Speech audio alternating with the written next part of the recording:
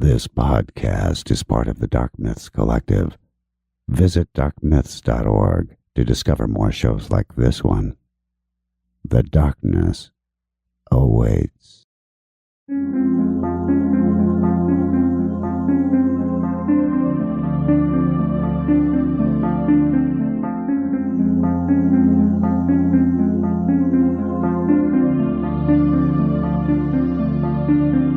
History tells the story of the world and of our lives. Sometimes that history goes bump in the night.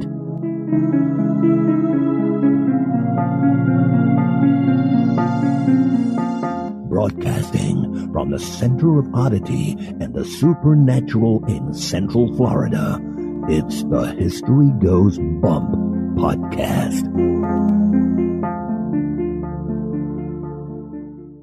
Hello, you spooktacular people. Welcome to this 275th episode of the History Goes Bump podcast, Ghost Tours for the Theater of the Mind. I am your host, Diane.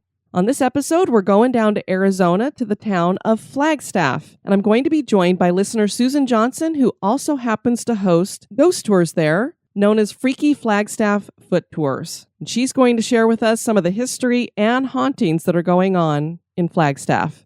Before we get to that, we have a whole bunch of people to welcome into the spooktacular crew. Nikki with one K and an I. Charles, Mary with an I, Lori with two R's, Roxanne, Stephanie with an IE, Cheyenne, who spells her name with an SH at the beginning, Kelly, Doug, Josh, Kristen, Apriel, Kathleen, Justin, Tanya, Ursula, great villain name, Zell, Lisa, Katie with an IE, Jane with a Y, Liz, Mindy, I hope I pronounced this right, Serenice, and Erica, who goes to CU Denver. Erica, my alma mater, is CSU, so we're a bit of rivals there. Welcome, everybody, to the Spooktacular crew. We've got lots of people in the Spooktacular crew sending their information to us because they want to be part of the virtual trick-or-treat, which we're hosting in the Spooktacular crew. You got to be a member in the crew in order to join us, but it's a fun way for members to send a little gift to each other. So join us, join the virtual trick-or-treat, and get your victim.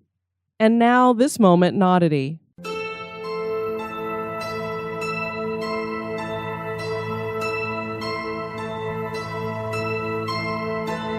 The moment in Oddity was suggested by Katrina Rae Saulis.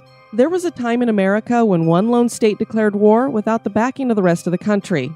This was the only time it happened in U.S. history, and it was called the Aroostook War. The state involved was Maine, of course. The Aroostook War was named after Maine's northernmost county, and the dispute got started because the borders there weren't clearly defined. Maine gained statehood in 1820 and began issuing land grants, but Canadian lumberjacks ignored them and continued to cut timber in the Aroostook region. They went further by kidnapping an American land agent in February of 1839.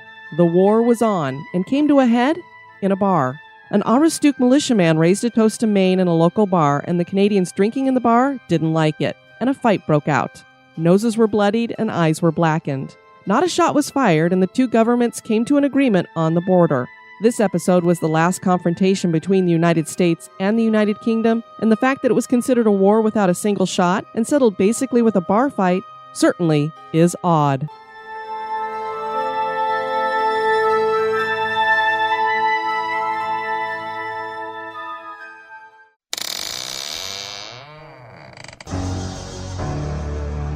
Are you afraid of the dark?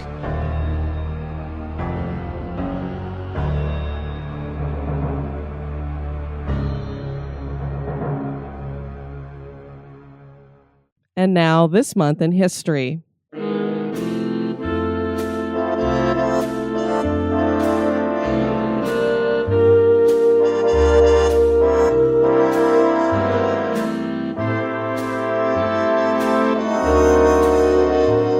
In the month of September, on the 8th, in 1944, the first V-2 rocket fell on London.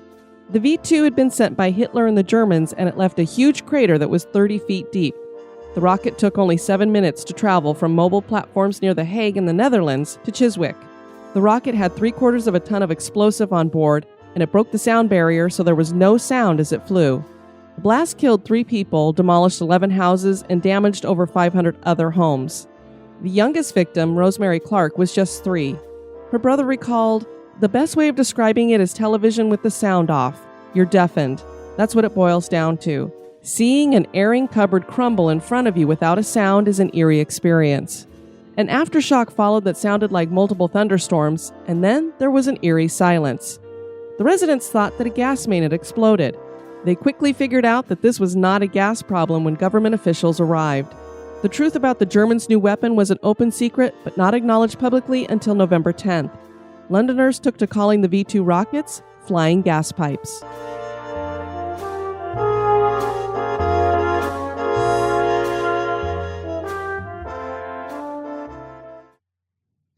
Flagstaff, Arizona has its roots in the railway and its growth in the timber industry.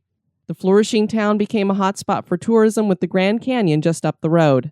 This meant hotels were needed, and two that remain today are the Hotel Weatherford and the Hotel Monte Vista.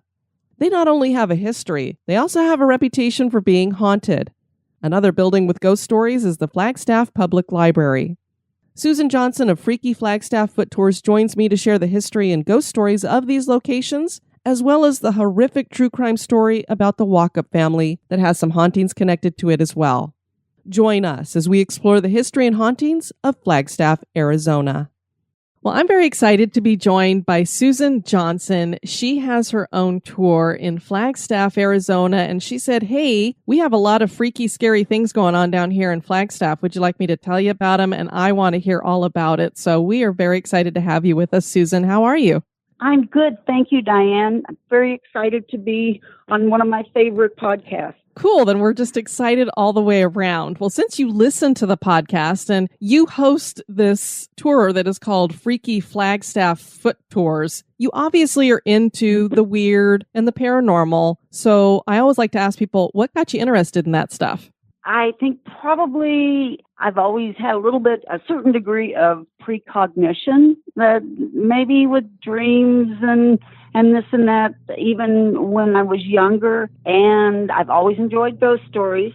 When I became a nurse and started working as a nurse, it really kind of honed that precognition. I've had any number of incidents, as well as a lot of the nurses that I work with, that we would sometimes get together and talk about with patients, or when I did hospice nursing, when patients pass, sometimes they might fly by and give a little kiss or something. So that Wow. just had direct experience. But as far as the ghosts and paranormal, I just love all the Hans Holzer, if I'm saying his name right. Uh-huh. I just love all his books. So, yep, I just really like it. First of all, I just love the fact that you were a nurse, because I adore nurses. They are the ones who really do take care of us. It's the doctors, they do all the writing of the prescriptions and stuff, but it's the nurses who really make us feel better. Well, that's wonderful. Thank you.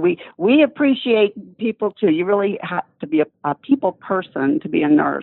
I can only imagine. And I've heard such great ghost stories from nurses, too, because a lot of the time you are around people, you're one of the last people with somebody as they're passing. And so you experience some very unusual things because of that. Right. It can be very intense. It's also, I would say, kind of an honor when people trust you, even in the family, trust you to come in and be in that intimate space. It definitely is a calling, and it's been a huge part of my life. Well, why don't you tell us a little bit about the tours that you host in Flagstaff and why you decided to start them? Okay, well, I really became interested in ghost tours and history connected, because that, to me, is what makes it so interesting, the history of the place. And then if there are reported hauntings or that. About 10 years ago, and at that time, my husband and I, when we would go on vacations, we would check out the city for different tours. And we seemed to really like the ghost tours because, as I said, they combine the history and then they give a little bit of the spooky side, which seems to cement it in my mind anyway. Mm-hmm. And we began to go on more tours around Flagstaff, where we live, the Arizona Historical Society puts on. And they're very active, and they do cemetery tours here and tours of the old buildings. They had a South Side tour called the Saints and Sinners, because Flagstaff, being a railroad town, had a lot of brothels and a lot of churches. And many of those ended up south of the track. So probably I would say about 8 years ago, I started going to the library in my spare time, and I would just go through the old papers that were on the microfiche tape, and I would read the old editions of at that time, it was the Coconino Sun, and look up various events that I had heard about through the Historical Society. And later, I went around and talked to people who worked in some of the hotels that had the reputation of being haunted. I looked up some of the older residents here who had their own stories of the history and also had some tales to tell. And slowly I began to accumulate all this information about some of the places in Flagstaff. And anyway, I put it together as a tour. Well, great. And when did you start doing that? I started the tour, I think it was 4 years ago. Last year, I only did a few tours and I had a few speaking engagements. I have to tell you, I absolutely love the logo that you have for your ghost tour. It's, I guess you'd call them monster feet that are walking along in front of a mountain. Oh, thank you. I appreciate that. That was one of the first things that came to my mind. I think I saw the logo in my mind before I ever conceived of the tour. We're 2 feet walking. And it works because that's what the tour is about, is walking. And since it's freaky stuff, you might as well have it be monster feet. That's right. Well, I have actually been to Flagstaff once in my life. It was basically just an overnight in a hotel there, but I do remember it being one of the more beautiful places that I have been in Arizona. And basically because of what I just described there with this mountain behind those monster feet, it's really neat that you have the mountains right there. And you guys actually get snow sometimes, don't you? We actually get quite a bit of snow. So Flagstaff is actually a city, although the locals still like to think of it as a town. Mm-hmm. And we're in northern Arizona, and we sit at 7,000 feet. So Mount Humphreys itself is, I think, around 13,000 feet. So it is the highest point in Arizona. And the city of Flagstaff, though, we usually get 60 to 70 inches of snow a year. Yeah, that's a little bit more than some snow. That's right. Yes, we have 4 seasons here, and I think that's why Flagstaff really appealed to me when I first drove through it on the way to Phoenix, which was decades ago. I remember looking at Flagstaff and thinking this is a beautiful place, and I think I will live here someday. About 10 years later, I worked my way back up here, and I've been here for about 30 years. I don't know a whole lot about the history there. And I always tell people when I start the tour that there is a very rich history that goes back thousands of years with the Native Americans, the Navajos, the Hopis, the Sonawas, and I'm sure I'm missing other tribes, but I did not research that. My research started about 1880, and that was when the Atlantic Pacific Railroad, the building of that resumed after the Civil War. The railroad was in the process of being built, and then when the Civil War occurred, the whole project was called off. So after the country had gotten some stability, the building resumed. As the workers came through Flagstaff, some of them ended up staying. Many more ended up coming back after they had completed the railroad in California. And one reason was with the ponderosa pine, there was always going to be a need for the wood. Sure. Not only in building the railroad, repairing the track, repairing trestles, houses. And so the men found it a very desirable place to live.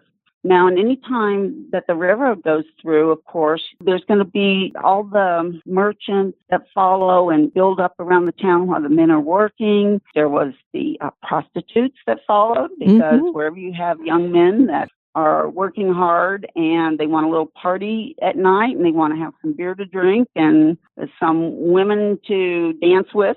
So this industry kind of followed the railroad workers, but many of the people ended up staying in Flagstaff, and that was really kind of the beginning of the town. It's neat. Kind of what I'm going to picture here is that this was a mining town, but instead of gold or some other kind of ore, it was trees. And then instead of just being a boom town, the people stayed because obviously trees are a commodity that are going to continue to grow and continue to be there. There probably was some other stuff that grew up too, like you said, with your stores and shops and things like that. Probably some farming came through. And so people stayed. And that's why it's a really large city, isn't it? Well, we now have 70,000 residents. Then we have the Northern Arizona University, and they have anywhere from 15,000 to 20,000 more that are added during the school year. So a lot of people call Flagstaff, locals call Flagstaff, the big city that still thinks it's a small town. And there was so much of Flagstaff as it was growing in the late 1800s and the early 1900s that really had to do with how it was situated geographically. So not only was the lumber mill, Arizona Timber, that provided so much of the work, the main employment for the city, Percival Lowell came around 1895, 1896. He was looking for a place for his new observatory, and he chose a spot for Lowell Observatory in Flagstaff. Oh, sure. And so there were scientists visiting, as well as amateur astronomers or people who were just interested in the night sky. The Grand Canyon, which is only about 60 to 70 miles north of us, already by the 1920s, that was becoming a worldwide destination, a tourist spot. So people would arrive by the train. They would stay over in a hotel. And then at that time, there was a stagecoach that would run people up to the Grand Canyon. Oh, how fun would have that been to be on a stagecoach to go to the Grand Canyon? Right? Wouldn't that have been fun? I would have loved that. Some people say that you can still find the old stagecoach route north of town, but I have never been able to find it myself. And I did go out there looking for it once, and there's only little parts of it left in various spots. But yes, there was a stagecoach route. It stayed overnight. They camped out, and then they would take people up to the Grand Canyon and bring them back again. And around that particular tourism, then several of the hotels, the Weatherford Hotel sprang up. John Weatherford, he was a mercantilist who saw the potential with the people coming in for the Grand Canyon, also for the observatory. And by that time, Northern Arizona University was a school. It was a normal school. So it was for teachers, was not yet designated a university, of course, but there were still people coming in, professors and geologists and all kinds of people. I think it was kind of the geographical location that became the seed for a lot of the growth of Flagstaff as a mountain town in northern Arizona. Now, I'm not completely familiar with all of Route 66. Does part of it go through Flagstaff? Yes, that was another thing in the 1920s. Thank you. Route 66 came through. Still have our Route 66 festival days. Oh, neat. In the summer. Yeah, and there are still parts of Route 66 that you can follow on your car. And if you get off of 40, which is the interstate that runs east-west, and there are little places along the way that you can still actually drive on the road, even though it's cracked and full of weeds and not in the best repair, not what you'd want to be taking now. That was another big boom to tourism. Our mountain, Mount Humphreys, the ski resort, went up around 1940 as a snow bowl. But before that, a lot of people would just haul their skis, I've been told, would take their skis and they'd hike it up there, their skis on their back, and then ski down the mountain. And it would take all day to do one run. Now, of course, there's 5 or 6 lifts that operate up there. Well, obviously, with this kind of a rich history going on there, we tend to have hauntings that are connected to it and other unexplained occurrences. I don't know anything about any haunts in Flagstaff, so I don't even know where to begin with you. So maybe you could share where you start your tour and the different buildings and such that you stop at and talk about it. Usually when we start out, we go down Aspen Street. And so that's where a lot of the main hotels are. And the Weatherford, I spoke briefly about John Weatherford. He was a mercantilist who came to Flagstaff and saw the potential. He built a hotel, which still stands above his store. And that opened in, I believe it was January 1st, 1900. And he also built the Majestic Theater, which was about a block down from his hotel. And that became a real gathering spot for not only dancing and movies, also visiting lecturers would come there. he ran that. There's a lot of freaky tales about the noises and apparitions that are seen in the Weatherford. So one of the most well-known stories takes place in the Zane Grey Ballroom. That is just an absolutely beautiful part of the hotel. It's basically on the second and a half story, I would say. It has stained glass windows. It has an antique Brunswick bar and a balcony to the outside. It's just a beautiful space. And Zane Grey, the Western writer, he used to come to Flagstaff. Sometimes he'd come by himself, so the story goes, although I have also read an interview with an old Flagstaff family member who talked about Zane Grey and said he usually had his entourage with him. So that's why the ballroom was named after him. And there is a picture that hangs there. And several people who have stood before that picture just admiring it, which shows Zane, we're pretty sure it's Zane Grey. It's a cowboy who's looking away, but it's said to be him. And then the mountains in the background have heard a whisper in their ear. And one woman told me that she heard a distinct voice saying, "You must write this story." And she was so freaked out that she ran out. Instead of joining her friends upstairs, she ran out the door. And this woman, who is not a writer, and is not somebody you would think would ever is given to flights of fancy or that, she did actually write a little bit of her experience. And then when there was a story slam in Flagstaff, she went up and told the story. And she figured that would satisfy whoever it was that whispered in her ear. That's one story. There have been lots of sightings, of course. There seems to always be a lady in white somewhere. Sure. And there have been reportings of a lady in white who floats across the ballroom. Now, there's that Brunswick bar, which is on faces outside towards the balcony. I did talk to several of the bartenders there, and there was one man who told me that one night he was asked by someone for a specific bottle of tequila, and I think it was a very expensive bottle. It's nothing that would be kept at the regular bar, so he had to go back in their storage area and find it. So he did. There was another barkeep there, so he went back. He found the bottle. He came back out, and when he did, the glasses that he had ready to pour this tequila in underneath the bar, not sitting on top where the person could get it, were all upside down. There was 4 of them. They were turned upside down. The other person who was just keeping watch hadn't touched them. So he said that really freaked him out. There's stories when they're cleaning up of the taps on the wet bar turning on and off by themselves. They've heard clinking of glasses when they're in the other room. They come back in. There's nothing there. There's no breeze coming through. So the bar seems to be a very haunted area. And in the hotel itself, there is a story in the 1940s of a young man and young woman who were there on their honeymoon. They seemed to be getting along fine. And one day, the hotel staff noticed that they hadn't seen them for 24 hours. And the maids had knocked on the door. Nobody was answering. So they had just, they left them alone. They were on their honeymoon. But after 48 hours, they thought something was up and nobody was answering the door. So they did go and open it, and they found the young woman dead in her bed. And I believe she was strangled. And the man was found sitting next to the bed, and it looked as if he had shot himself.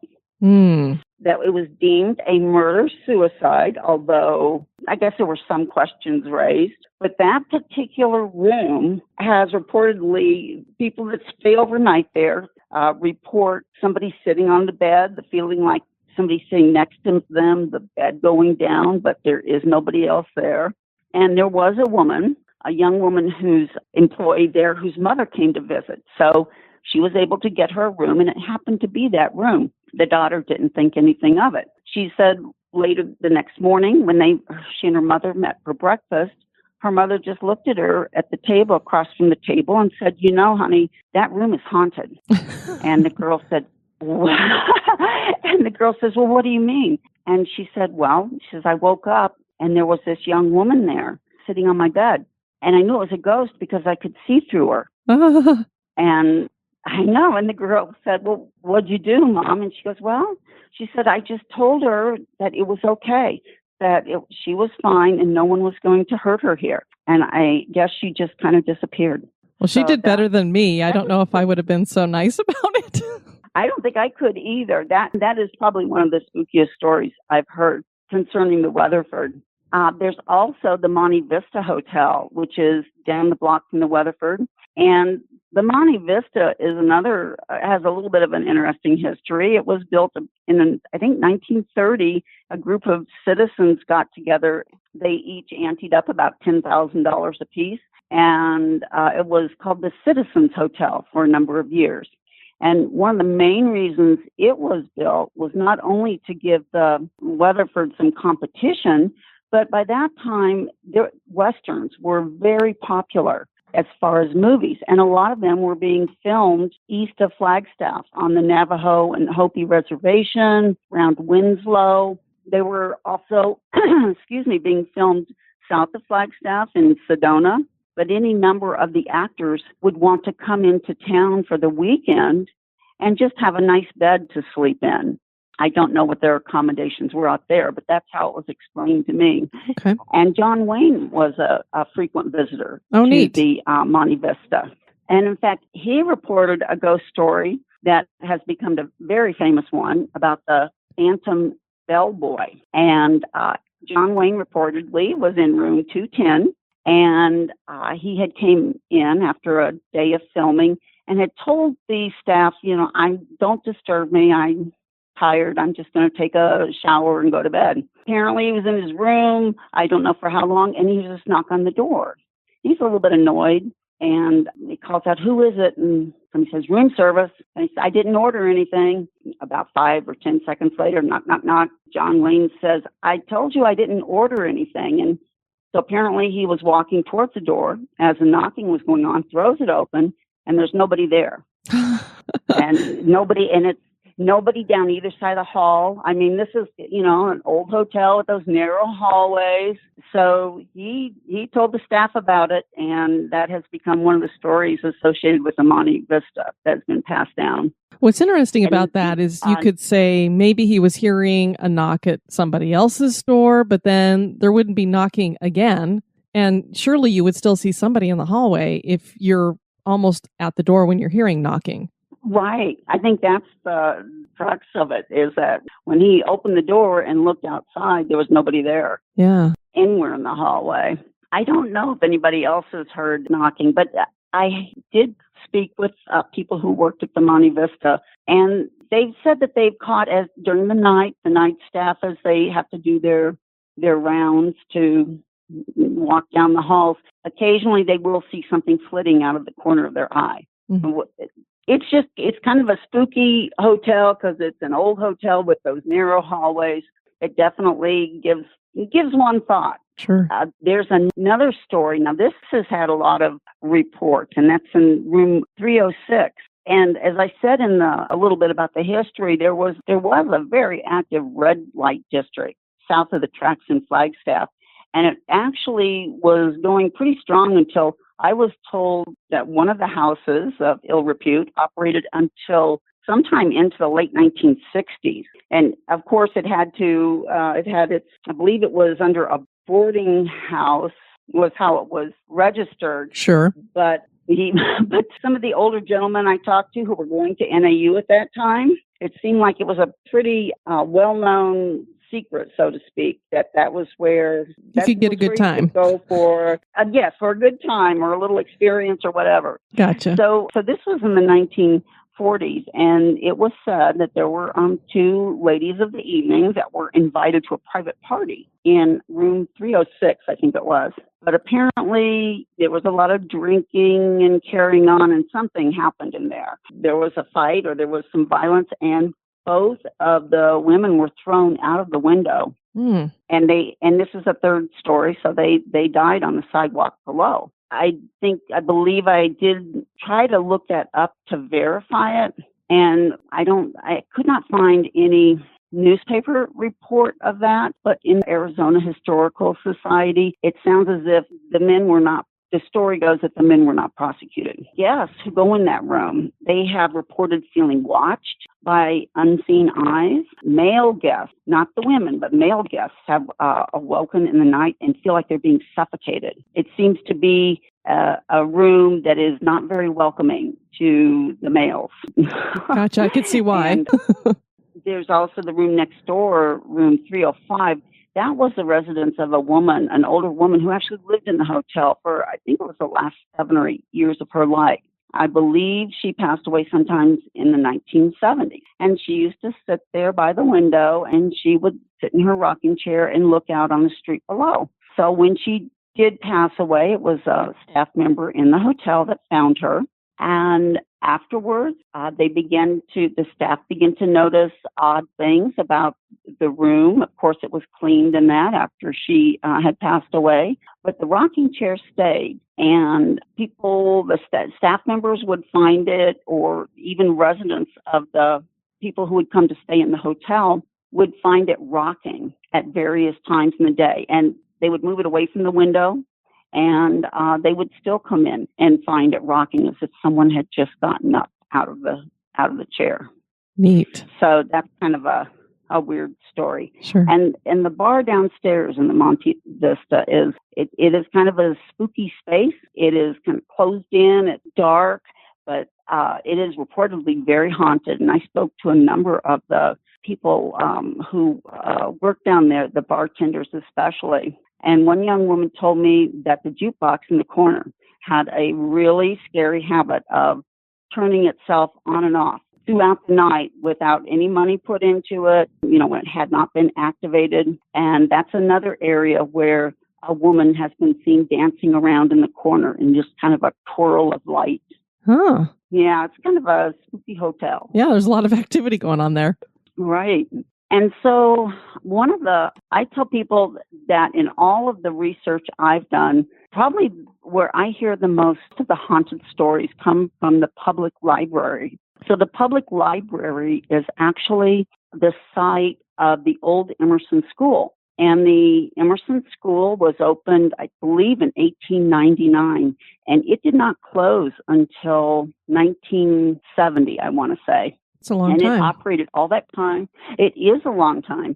And so it operated as it had all of the grades. And then I believe first through high school. And then later it became more of a grades 1, I think, through 10, if I'm right. So there's any number of stories about deaths that occurred in there. One is about a janitor who sometime in the 1920s, there were only 2 keys to the school. The principal had one of the keys. The janitor had the other, and he would arrive at the school before any of the staff members or students. In the wintertime, he would come in and he would fire up the furnace. And towards the spring or early fall, he would be there to open up the windows for air circulation and that. Sure. Right. And so one day, it was in winter, the principal arrived and the door was locked. Well, that was unusual.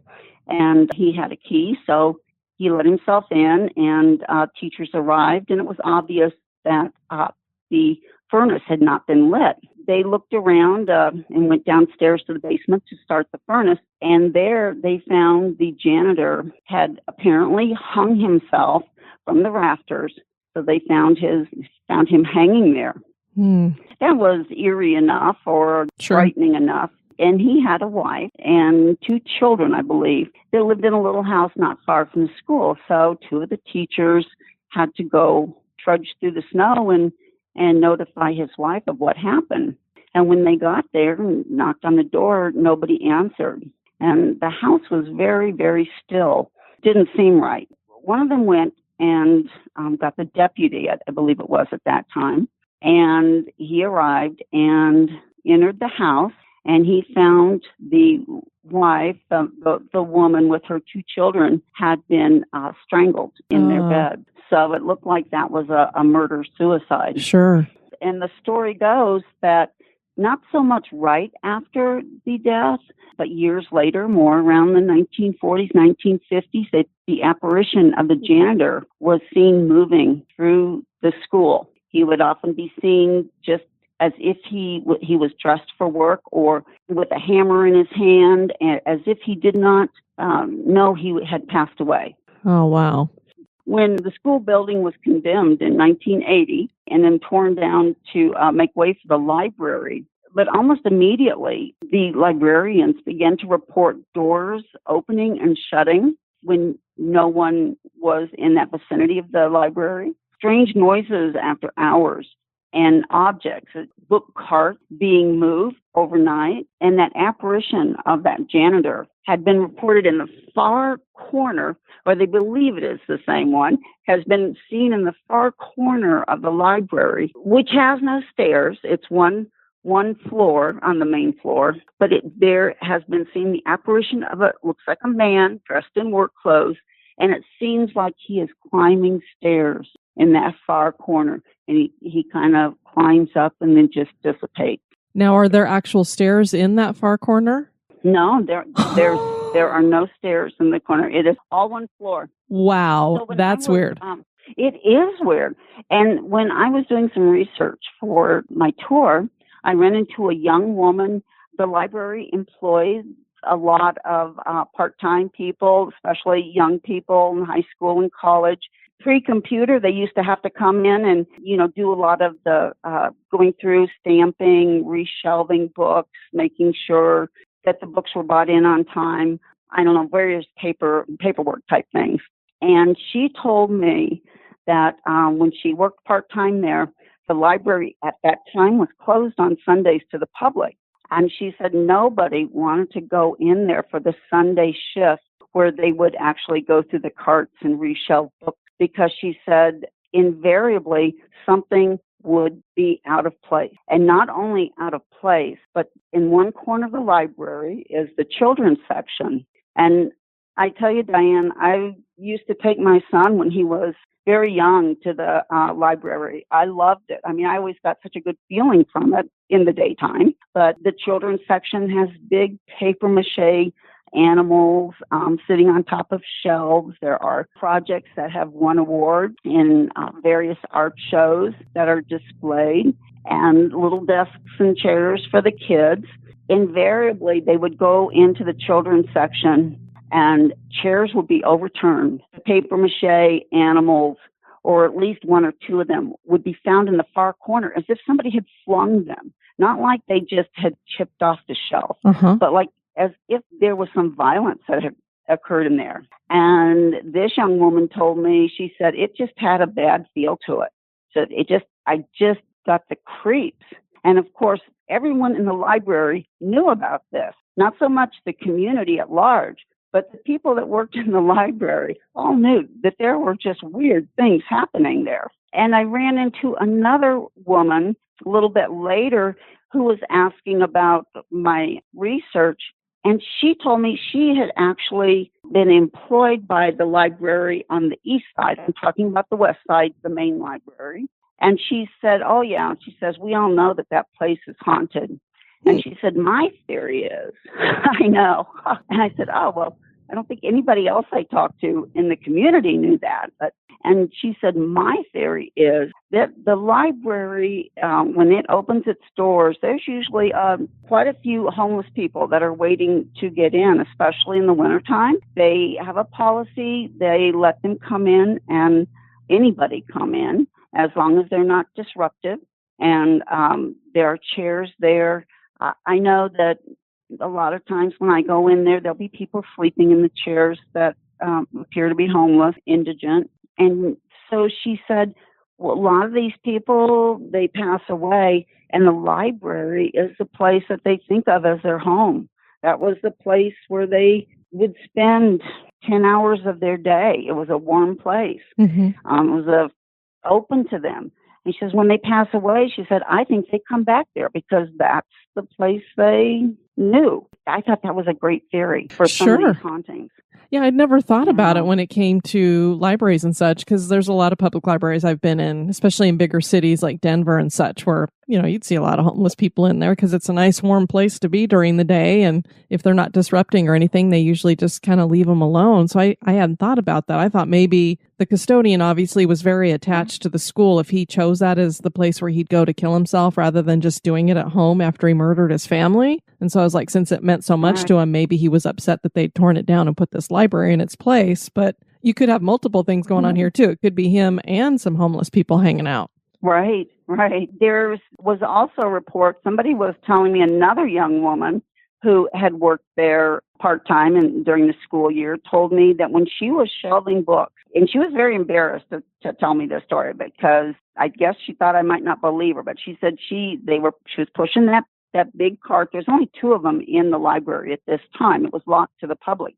So she was pushing her cart and shelving the books in the reference section. So she said she had a big old book to put up in an empty space. And she bent down, picked it up, and she went to put it in the space. And there was, looking through at her, was the face of all she could call it was an angry man, like a scary, angry man looking back at her through the space she was going to put that book. So I said, well, what did you do? She goes, well, I dropped the book and I yelled, and the other person that was working with me came, and of course we ran around. I mean, that's just a little aisle. We ran around and looked, but nobody else was in the library. That really terrified her.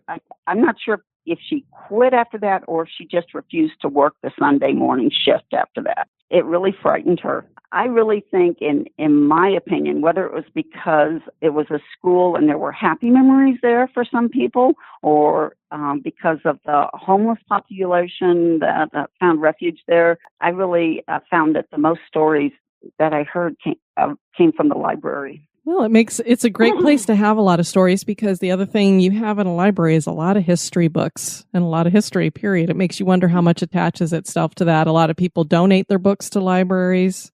There's one other place that I just find fascinating in Flagstaff that I think your listeners would find fascinating too. It is a little bit of a gruesome story. It took place in the late 1930s, 1937. Imagine Flagstaff in 1937. It has really become quite a thriving little town. The university is the normal school. It has any number of students there. Lowell Observatory is functioning, and Lowell Observatory has visiting astronomers making news throughout the scientific world. You have the lumber mill is still working. It makes lumber, also making a lot of cardboard boxes, things like that. And actually the tourism, so the Grand Canyon tourism has brought a lot of people to Flagstaff. A lot of people, also historians and archaeologists interested in the Native American cultures that surround us here. So if you were anybody of any importance in the 1930s or 40s, you probably had a house on LaRue Street. And the houses there are still gorgeous. They're just really beautiful old houses with almost all of them have a front porch. A lot of them have the volcanic rock that's native to Flagstaff too, from all the volcanic activity around here, the big yard. So there was a family, the Walkup family. And there is at Northern Arizona University a Walkup dome from Lawrence Walkup, who was a president there in the past. And this Walkup family is no relation at all to the Walkups of Northern Arizona University. John Walkup was a man who had various interests. He was on Coconino County supervisor. He happened to be the chairman that year of 1937. He was married to a woman, Maria, and they had 4 children. When I went back in the microfilm and reading the newspapers in the library, I would find John Walkup reference they had a little section like what's new in town or what is going on in Flagstaff today. So you'd always find a little blurb about John Walkup. But in 1937, 1936, I couldn't find much about his wife. And with 4 children, and her youngest, I believe, was born in 1936. So she was probably too busy to be out and about like John Walkup was. Mm-hmm. So it was in the summer, in July of 1937, and there was a meeting in Phoenix of the county supervisors statewide. So John Walkup had to make the trip down there, and in those days there was no Interstate 17, so it was quite a long trip. You'd have to go down and through Clarkdale and up to Jerome, and then up over the mountain and around and down to Phoenix. Apparently, there was also a women's baseball tournament that was going on in Phoenix. And because it was such a long trip to get down there, he offered to take a few of the women in his car, the young women in his car. They were competing in some championship game down there. So everything was reported to be very quiet at the Walkup home. One of the local doctor's sons said that Marie Walkup, who was John's wife, had called around 7 or 8 and asked to speak to his father, but his father was at a party, and the son said, well, can I take a message? And she said no. She says, I'll talk to him in the morning. It's only something with my stomach. So later that night, it was about midnight, north of town, near the Schultz Pass. Let me back up here. North of town was the Flagstaff Country Club. And so this was a golf course and a little clubhouse that was beneath one of the base of one of the mountains. There's a path that goes up into the mountains from there. There were 4 young people that had hiked up into the mountains to look at the full moon. Then they were walking back down. It was very, very dark. And so they would come out towards the rear of the country club, of the golf course. And there, standing in the moonlight, was the shadow of a car. And, of course, that was very odd. This was 1937. They wondered what the car was doing out there. And as they walked up to it, approached it from the front, they didn't see anybody. But then as they walked around to the back, right to the back of the rear tire, there was a woman. And she was sprawled out. There was a long shotgun there. She looked as if a shotgun was laying on top of her, pointed towards her head, and one of her shoes was off, and she was dead with a shotgun wound to her head. So these young people were horrified, of course. 2 of them stayed there. There were no cell phones, so they stayed there, and 2 others got into their car, and they drove into town to the sheriff's. They had to actually go to the home, get him woke up. He grabbed his deputy. He called the doctor. They made their way back out to the country club. Now, immediately, when the sheriff got there, he said he recognized the Walkup's car because these were pretty prominent citizens in Flagstaff at the time. And he walked around. He viewed the body, and indeed, it was Marie Walkup that was laying there dead. So the sheriff left the deputy there with the body, and he and the doctor headed back into town to go to the Walkup's house. They knew that John Walkup was supposed to be in Phoenix attending the county board of supervisors meeting. You know, this is a small town, and everybody kind of knew each other's business to some extent. So they drive up to the house. It's very quiet. They go up the steps to the front door, and stuck in between the screen and the front door was a note, and it was to the milkman. And it was written in Marie Walkup's handwriting, and it said, "No need to leave any milk today."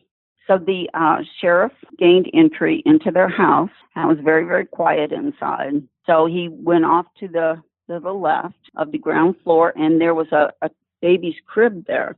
I believe that was Rose, who was about 1.5 years. So he went to the crib, and there in the crib, all dressed in her pajamas and with her blankets pulled up to her face, looking very peaceful as if she was asleep, was the baby. But she had actually been stabbed in the heart with an ice pick. Oh, man. Yeah, so in that same room, there was a cot, and there was one of the boys was on the cot.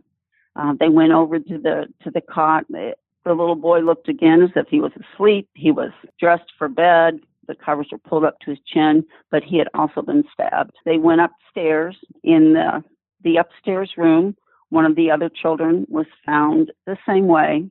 There was, actually Rose, the 8-year-old girl was Rose, and Rose was the only one who was found differently. It looked as if she was half out of bed, as if she had been trying to get out of bed. Mm-hmm.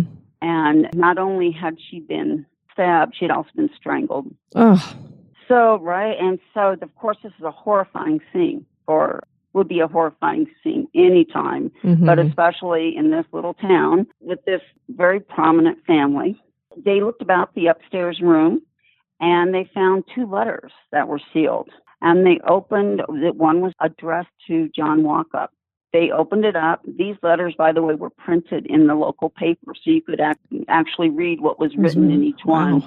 It appeared to have been written by Marie to her husband, saying basically, I'm sorry, I know I'm such a burden, and the children too, and you'll be better off without us. And the second letter was addressed to Marie Walkup's sister. And in that letter, she had detailed everything that she wanted done for the funerals, from the outfits the children were to be dressed in to the music that was to be played.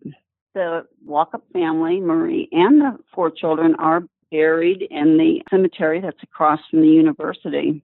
One thing I found so disturbing about this, besides the obvious fact, is that nobody ever talks about it. There's very little mention in a follow-up in the newspaper of what happened. There was extensive coverage, not only in Flagstaff, but this murder-suicide was front-page news in Chicago, in San Francisco. There were papers all over the western United States, as well as blurbs mentioning it all the way to the East Coast and overseas. But after the funeral, when the Marie and the children were buried, it was as if the door was just suddenly closed, and there's very little written about it since.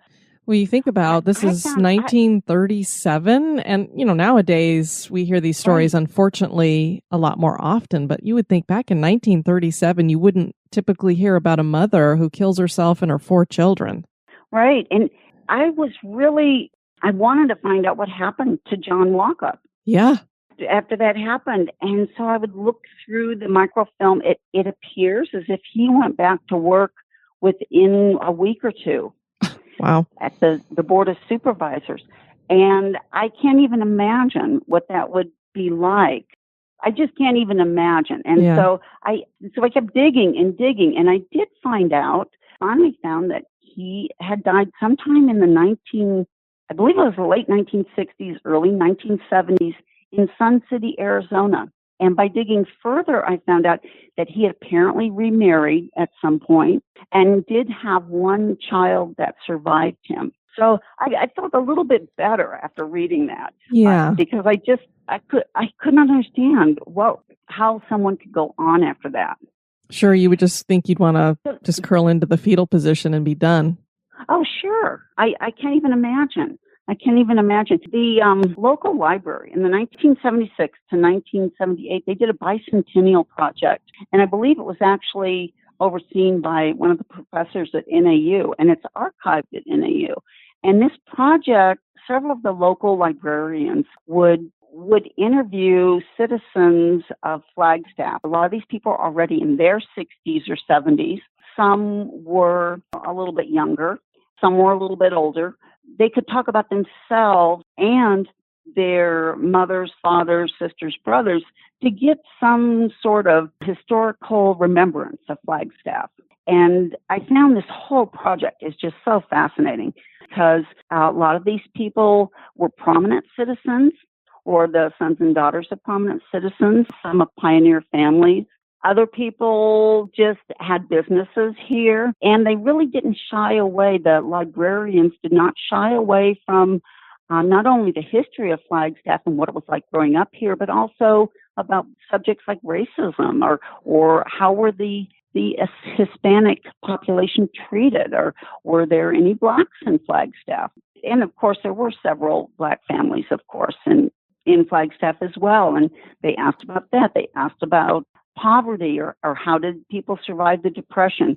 So it was really if you read, there was like 70 to 90 interviews. And just by reading 40 to 50, you can get a really good idea of what life was like in this town and kind of how it grew and maybe what the feel of it was as it evolved so rapidly. And of all those interviews, there was only one person who mentioned Walkup murders. And I believe that was Billy Yost was her name. And at one point she had worked for the Coconino Sun, which was the newspaper at the time. And she was very, very dismissive of Marie Walkup. And I believe her quote was something to the effect of, I guess she felt she had the right to kill them. Well, I guess that's one way to look at it. What she did was a terrible thing, but I kept wondering, why did she do this? As I read more and more of the newspaper on the microfilm from years earlier, it's like she kind of disappeared from the social scene. And she had been a young, vivacious woman. Somewhere in there, her husband was the only one featured in the news, and she was home with the children, and what? I don't know. That she just wasn't mentioned much. So I really find that part of it intriguing, I guess. Yeah. A few years ago, I was walking down the street on LaRue and happened to pass the house, and there was a man sitting out on the porch. So I went up to him and said, I bet you don't know what house you live in. And I was under the understanding it was being rented at that time. So I said, but you don't know what house you live in. And he goes, oh, yeah, this is the old Walkup house. I said, oh, you know about it? And he goes, oh, yeah. He said, my grandparents bought this house from John Walkup. Oh, whoa. In the 1930s after the murders. And I said, well, tell me about it, because I'm fascinated by this. And he said, well, they got it. It's a beautiful house on the corner lot, big lot around it, a detached garage, which was kind of unusual, and still is in Flagstaff in the downtown area. So he said they got it for just a song and a dance. He said nobody would buy the house. Well, yeah. Obviously. With all the, yeah. The history. So, the history, right? Yeah, 4 murders inside of it. But his grandparents bought it, and he said his mother and sister were at least teenagers at that time. He said his aunt, so his mother's sister, she would not go upstairs in the house. She hated the house. She swore it was haunted. His mother was the one who who stayed in it after she got married. And when he was born, this man, he was raised in this house until he was like 10 or 11 years old. I said, well, how did you feel about it? How did your mother feel about it? He goes, well, my mom thought it was haunted, but she would just keep on doing whatever she was doing and ignored it. He said, I never noticed anything. And I said, oh, I see. He said, yeah, I don't let that kind of thing get to me. He said, when he got married, and his wife was expecting, they moved into that house and they had their little girl, and they raised her there for about 10 years. And he said when his little girl was about 3 or 4 years old and she was at the breakfast table, she suddenly looked up and said, there's little kids that play in my room. No, we don't know. No, we don't know. And yes, he said his wife got very freaked out about it. He was not so freaked out about it for some reason. But they did notice, too, that she would sometimes sound like she'd be upstairs in her room talking to someone and there's nobody there. One time she also said to them, I woke up last night and they were all standing over my bed and looking at me. And he said, who was looking at you? And she said, the children. I know. So I happened to, this kind of ties together. I happened to run into somebody I had worked with. I hadn't seen her in about 10 years, and she asked me what I was doing, and I gave her a little rundown on some of what I had learned. And she says, oh, we had a house on LaRue when my daughter was growing up, and I've never heard anything about any haunted house or murders. And I said, well, you can Google it, the murder was reported, and you can find articles of it online.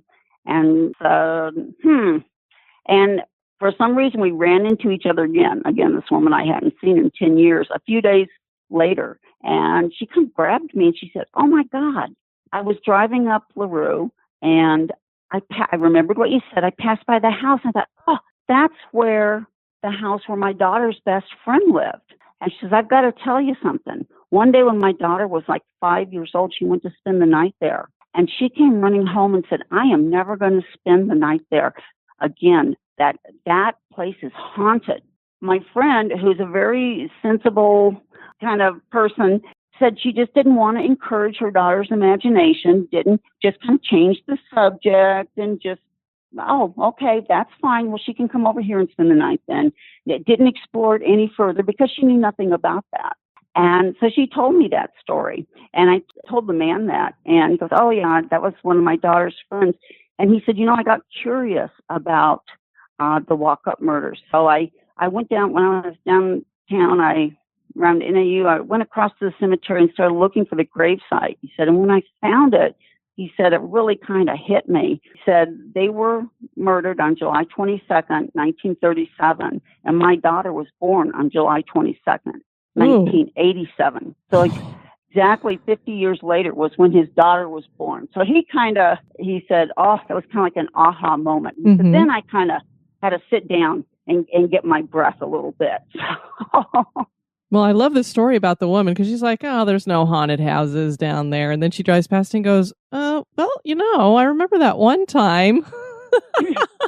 That's right. She goes, oh, my gosh, my daughter told me that. That's great. Yeah, I really think that's probably, there's been activity around that particular house. And it's kind of a weird house, too. It does have a weird energy to it. Yeah, it makes you wonder if the weird energy was there before and that was partly what made the mother kind of go into her depressive state, or if it was just got that kind of energy because of what she did. I wonder that too. And I did ask him because, as I said, nobody ever writes about that. And so did their grandparents or your parents, did they ever talk about that and talk about her or why that might have happened? And he said, oh, yeah, they'd talk about it. Says, I think she just thought he was fooling around and was jealous. That was his take on it. Gotcha. From what he had, just kind of gleaned from that. So that could well have been. And she had 4 children. She was 30-something when that happened. She had 4 young kids. And if she thinks he's stepping out on her. Right. I don't know if he was. He was certainly a well-respected man in town. But whether he was like a player, I don't know. Well, Susan, these are great stories that you've shared with all of us. And I know when I'm down in the Arizona area, especially Flagstaff, I am definitely going to hook up with you so I can do one of your foot tours. Oh, that'd be awesome. I would love that, Diane. Do you want to share your website with all of the listeners in case they are interested in finding out more? Sure. I have a few dates up for October, and it is Freaky Flagstaff Foottours.com, spelled with a Y, Freaky, Flagstaff Foottours. There's 2 T's in tours. We had to put it that way because apparently somebody else has some kind of foot tour. The phone number is 928-224-0518. Fabulous. Well, again, Susan, thank you so much for joining me. I really appreciated it. You have a great rest of your Sunday, and I look forward to meeting you in the future. Oh, that sounds wonderful, Diane. And you enjoy your day, too. Thank you. All right. Bye-bye. Bye-bye. The memorial for the Walkup children is simple and yet very moving because it's clear that these 4 children all lost their lives on the same day. It's a grave marker that tells a horrifying story. Do the spirits of the children still remain in the home where their lives were so violently taken from them? Are the hotels and library in Flagstaff haunted? That is for you to decide. Well, I really enjoyed talking to Susan, and I am looking forward to returning to Flagstaff. It really is a very beautiful city. I want to encourage you guys to check out the website at historygoesbump.com, and if you'd like to send me some feedback, you can do that at historygoesbump@gmail.com. I did get an email from Janae.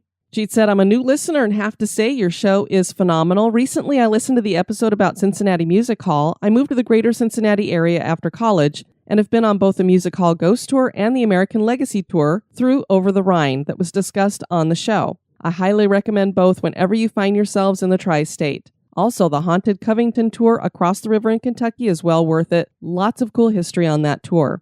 My very earliest memory in life is of seeing the spirit of my grandfather in my nursery, and ever since then, the paranormal experiences have not stopped. Everything from full-bodied apparitions to objects moving to disembodied voices, being touched by unseen hands, etc. I have plenty of stories, some terrifying, some friendly. I'm turning 31 next month, and as strange as it sounds, I've recently come to terms with the paranormal being my normal. Well, that's the way it is for most of us, Janae, so welcome to the podcast. Glad you found us. And then I heard from Jack, who does tours in Darby, and he really enjoyed the episode that we did on Darby, and he actually runs a ghost history tour in Darby. So I'm going to have Jack join me again in the future and hit some of the other sites that we didn't get in that episode and actually pronounce the name right this time. Won't that be fabulous? So thanks so much for contacting me, Jack. I know not everybody sticks around to listen to the end of the show. Some people are just here for the meat and potatoes and they don't want the gravy. But as part of the gravy, many of you have gotten a feel for our gravedigger Mort, and that he seems to be getting quite the personality. Well, Mort came up with a great idea that he thought would be a lot of fun. He wants to do eulogies for people. And we decided that we were going to do this as a special limited time offer. So here's the deal. You have until the end of this month, September 30th, 2018, to sign up over at Patreon or PayPal as an executive producer at the $2 or above level. Then you need to stick around through October, and then starting in November, Mort is going to eulogize everybody who's at the $2 and above level. That means for those of you who are already executive producers, you'll be getting a eulogy. That is, if you are current. We do have about 20 to 25 of you that are in decline. That means that there's something wrong with your payment. Either you need to change your expiration date, maybe your name is changed, your address is changed, something is an issue. So you need to get that taken care of if you want to be included in the eulogy. To be on the safe side, just go check all of your information and make sure that it's updated. Then starting in November, we'll start rolling out a few eulogies on every single episode. Again, you only have until September 30th, 2018 to sign up for that to get in on it. I do have some Apple Podcast reviews to share. The first one is from Tess McGee. Love the show, 5 stars. Ghosts and history are 2 of my favorite topics. This show is a perfect blend of the 2. Well, thanks so much, Tess. Appreciate that. And Mary Jackie, love the show, 5 stars. I actually listened to the show on Stitcher, but wanted to make sure I gave you a good review. I've only been listening for a few months, and I'm still playing catch up on episodes. As someone who loves hauntings and history, this show is a dream come true. I enjoy how you explain the history behind the haunts. I look forward to listening to the show when I have a quiet time to myself and love hearing the banter between the Double Trouble Ds. Thanks for doing what you do. Well, thanks so much, Mary, for listening to the episode and for your review. I want to thank all of you for tuning in to this episode. I have been your host, Diane. You take care now. Bye-bye. This episode has been brought to you by our executive producers. Dispatches from the Grave Digger. We'd like to welcome into the graveyard new executive producers, Karen Udell and Pamela Newsom, who will both be getting chest tombs. And thank you to Candace Nelson and Tracy Buckman for raising your donations. You will now be moving from the niche wall to marble headstones. Mort, are you ready to start writing some eulogies? Mort make beautiful poetry. Fan of the show? Subscribe to the show on iTunes, Stitcher, or your favorite podcast catcher. We would greatly appreciate your review at iTunes as well to help the show grow. Thank you.